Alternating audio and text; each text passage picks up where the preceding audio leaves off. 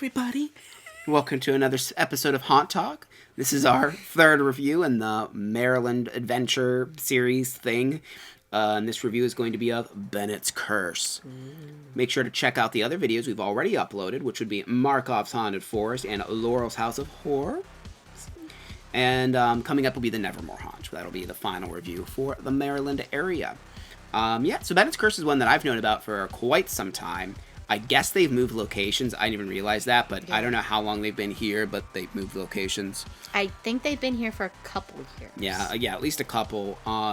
This place is known for having all of the animatronics and all of the props. So that's kind of what this is known for. Now it's one continuous haunt, but there are like multiple themes. Yeah. It's kind of what it's doing. But yes, that being said, we shall get right into the review, which of course means we must refer to the Book of the Dead! Book of the Dead! Book of the Dead! Book of the Dead! Alright, so that brings us to our first category, which is sets and props. And like Josh said, they have all the sets and all the props. Yeah, mainly the props. So, like, the sets are good, but, like... So many animatronics. Super wow. Yeah, someone has a Trans World catalog. Is what I put. That's the note. Yeah. So, first theme, and also the queue line, which I guess we were told... I don't know if it was the owner, but the guy just walked up, and he's like, "You've been here before?" And we're like, "No." And he's like, "Well, this is this year for this." So we don't know if, like, last year for all 3D stuff or just the haunt. Yeah. Probably all the 3D stuff, because I'm assuming they probably want to do a new theme. Yeah. But he said that they were bored and that they were getting rid of it, but yeah. I don't know if he meant just the queue line or if he meant the whole 3D thing. So. I will say, though, the 3D section here was pretty cool. Mm-hmm. It's like Dante's Inferno in 3D. It reminds me a lot, it's years ago, the Factory of Terror had Hell in 3D or whatever. This was like 2 themes ago from their last haunt that's in Factory of Terror, but I thought it reminded me of that. But there were some unique things, like the walls that are like made of skin that are 3D. That was gross. That was really gross. Yeah, that was definitely something that was unique. Lots of big demons in there, like a whole bunch of hell things. This place, I will say, it was a little bit hard to remember certain things because it's a little bit overload on the senses. Yeah. There's a little bit, in my opinion, too many props to the point where you're just like, there's just so many props. I would have preferred a little bit more in the set design department, which there is that there. They do a good job with the set design as well, but like at a certain point, I'm like, okay, how many props does this room really need? And it does, like, kind of, like, pull your eyes everywhere. Because, which is good, I guess. Yeah, because you'll see, like, a set, like, you'll see some sort of prop here, but then, like, right next to it is, like, a 12-foot prop, and you're, like, you're just all over the place. Yeah, you really are. So if you really like, because I know a lot of people love, like, the sets, or that really love, like, these different props and animatronics and stuff. If that's a big thing that you really like, this is going to be, like, heaven for you. After the 3D section, you do come to like a cave scene, and there's some really cool big bats in there. Yeah. I've seen these bats other places, but I do like the way that I'm on display here. And like the one cave you're walking through, it almost looks like there's like bats like carved into like almost like part of the walls. These bats are, which is kind of cool. Yeah. That is a big thing here as well, and I actually do have as a note is so many of the scenes are really brought in. Yes, very tight. Yeah. Corridors and stuff like that. Like he said that there is one hallway where it's a bunch of sleeping giant bats, and they are really, really close. Like I kind of had to like kind of turn a little bit to get through because I'm a plus size person, and it was really close to like I'm like, oh god, I'm gonna wake up the bats. I need to like, it was really close quarters, so to speak. Yeah, in there for sure. There was like a castle kind of scene as well. There's a cool room where you have to like weave in and out of like, they have like different like, pillars. It almost looks like you're in a coliseum or something, which I think was part of the castle scene. You have your laser swamp. There was like an asylum theme. Lots of like cages and stuff. Yeah, the asylum scene. The asylum scene was very gory. I do have to point that out. They had these They were mostly static props, but they were just ew. Like there were people like missing half their face, and then they had like tubes coming out of them, like they were still feeding them like nutrients, but they were still keeping them alive even though they didn't have like a face or anything. So they were just kind of like, I guess they were like roaming this hospital or something like that. It was just really sick and twisted kind of stuff they had going on in this asylum area. It was really, and very gory. I will say this is one where if you want, there are a lot of walkthroughs. This is one of the haunts that has been like inviting people, like you're the Carpetbaggers and like Grim Life Collective. So if you want to see a walkthrough of this place, there are videos of YouTube on many out there. Because I will say I have a hard time remembering some of the stuff, and I think it's because there's just so many different things going on. Mm-hmm. Like I had a hard time recalling a lot of the scenes. I did really like the section was like Legends of Halloween, I think was this section. Mm-hmm. They had the one prop that I've seen in Mansfield actually, which I kind of thought was their own thing, but apparently not. These like cool Wendigo spirit creature things. Really cool. They kind of float around. They have a glowing chest and the cool antlers. Yeah. And there's like this room with like all the pumpkin monsters. Yeah. If you've ever seen any kind of pumpkin monster anywhere, it was in this room. Yep, they have them all in there, and they're all lit up and cool. They don't really do much, but they're there. They're cool. Yeah, they were really cool. One of the bad things though is like any place that is like overload of animatronics and stuff is there were quite a few that seem to not be working. Yeah. A lot of props that were in disrepair. Like most things that had hands, the fingers were just off, and you could just see the foam in them.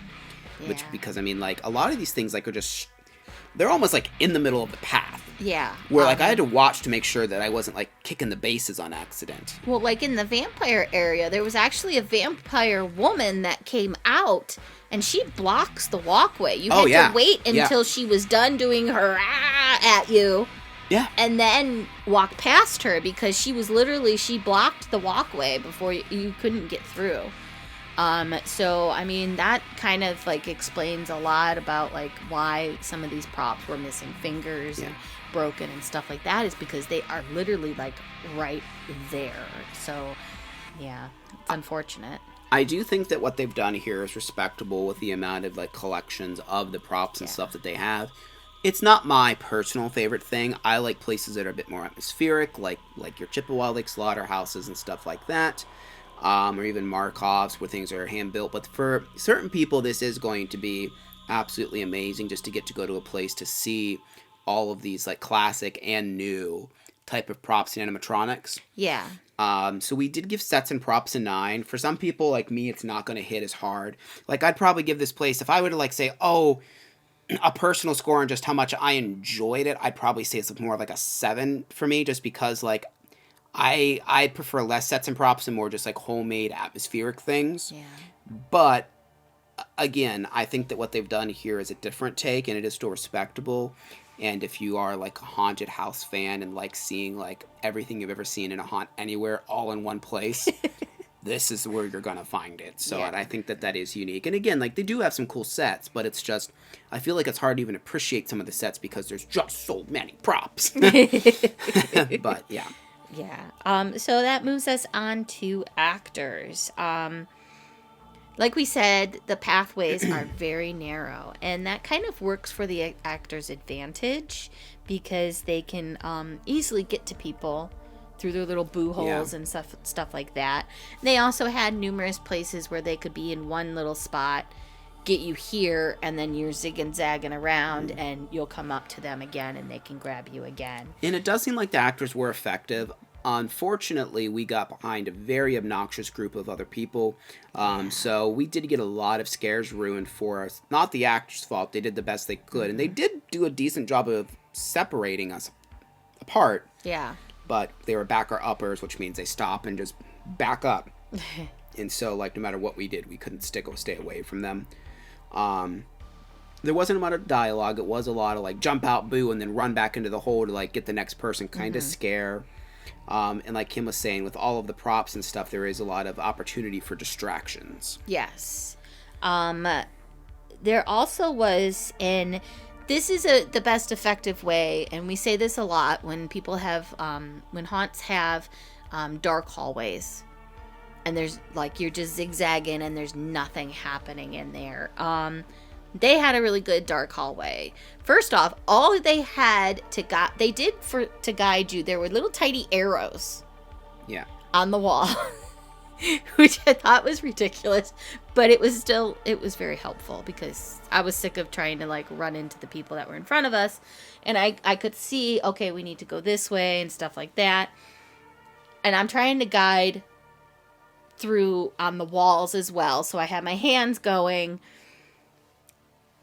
And I apologize to the girl if you're watching this, but this girl scared the crap out of us by just flicking her flashlight on. I thought she was the wall.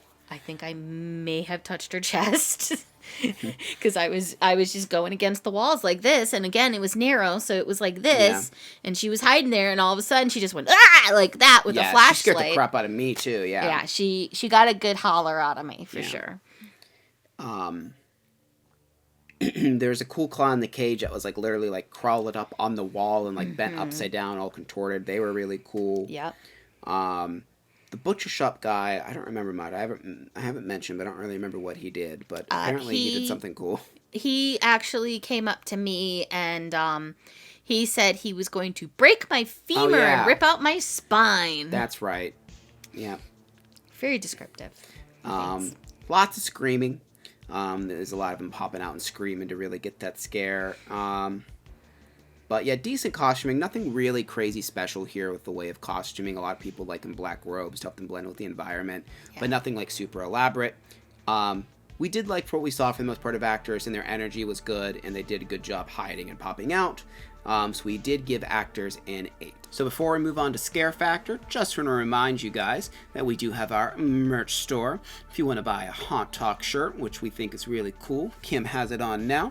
It has our little flanking pumpkins around us, and it says Haunt Talk on it. It also says Haunt Talk in Japanese on the back, assuming you get a shirt or hoodie or something like that. But you can also buy bags, and I think you can even put on like a coffee mug and stuff, so that's pretty cool.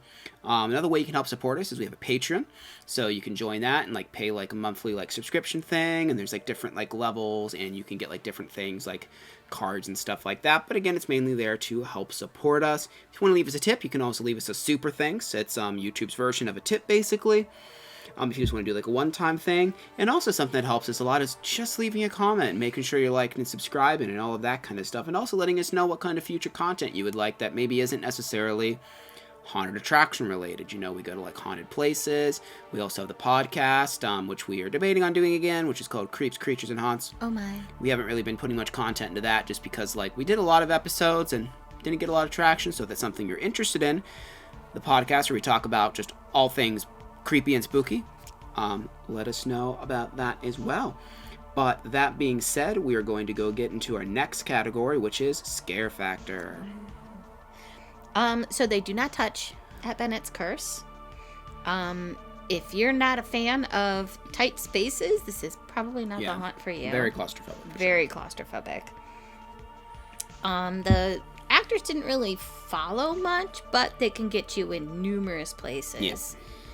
A lot of dark areas. Like I said, there was that dark hallway, which was very effective because there was a girl hiding in there with a flashlight, and she did get us. There is gore. Like I said, that asylum area was very gory. Lots of bodies with just open orifices and things like that. Ew. And there was like a pretty decent amount of jump scares. Yeah. No. Yeah, I mean, overall, it was pretty scary. Nothing wild, though, really. Like, and again, it was a little bit hard for us to judge this category because we didn't get almost any scares. Yeah. But we did see people around us getting an okay amount. They might have also been later on actors this night. It's kind of hard to say. I feel like if there were more actors, it definitely could be up in Scare Factor. Yeah. But that being said, we gave Scare Factor 7.5, so, you know, decently scary. But like I said, nothing real crazy. I think that they should offer a touch pass here. I think this would be a cool one to do a touch pass with. But they couldn't really slam you around very much because I feel like you'd just be knocking props over. So. Just some, like, grabby, you know, touch your hair, kind of that kind of stuff. Yeah, They just could like light probably touch. allow that. That would be, you know. Yeah, no heavy petting, just light petting. Oh my gosh. So that brings us to value. It took us about 22 minutes to get through the haunt. So pretty long. Yeah. It was $30 for general admission. It's $45 for a speed pass, and then $55 for VIP. Okay, so the speed pass gets you in a special line, which is faster than general admission. And then $55 is literally they take you to the front of the line, and that's it. Unless too many people bought VIP, then I guess there would be a line. But Then, yeah. But what I was laughing about is, so the whole first section is 3D, but you do have to pay $1 per person if you want 3D glasses. So they don't provide them at no cost. You must purchase 3D glasses, and they like advertise them as like collectible. I mean, they are printed. I don't have mine here to show, but like it does like say like their name and stuff. Yeah. So they are, I guess, at least branded 3D glasses, so they can call it that. But I just thought it was funny, and I'm like, wait, I have to. I mean, it's only $1. I don't care, but I just thought it was weird. I'm like, well, who wouldn't spend it? Because, like, the whole 3D section in Q is just going to be not that entertaining without them. So I just found that weird that, like, it's an optional thing to purchase. Yeah, I guess if you're not a big fan of 3D, you could just, like, walk through and be like, oh, look at the bright colors, I guess. But, yep, so that's what that is. Value we thought was pretty decent. I mean, it is kind of a pricey haunt, but we gave it an 8 for value because it's still pretty good value. Yeah, nice long haunt. So that brings us to our overall score, and we gave them an 8.25. Yeah, there's just definitely some things that need some TLC here. There's just so many props, and like I said, a lot of them do look like they've been beaten up by customers. But yeah, it is a cool one. Just know what you're getting in for when you go there. And if you've watched this review, you should. So, yeah. But yeah. Have you been there? What did you think about it? Did you have a similar experience? You know, let us know. We like to hear what other people's experiences are because everyone has, you know, different opinions and different thoughts on things. So we like to hear that. And yeah, as before, like I said, just leave a comment about where you'd like to see us go in the future, things you'd like to see us do in the future that aren't haunted related, all that good stuff. Liking and subscribing, and also, very important, make sure you're ringing that notification bell so you don't miss any of our upcoming videos. Thank you very much for watching, and we will see you in the next episode. Bye.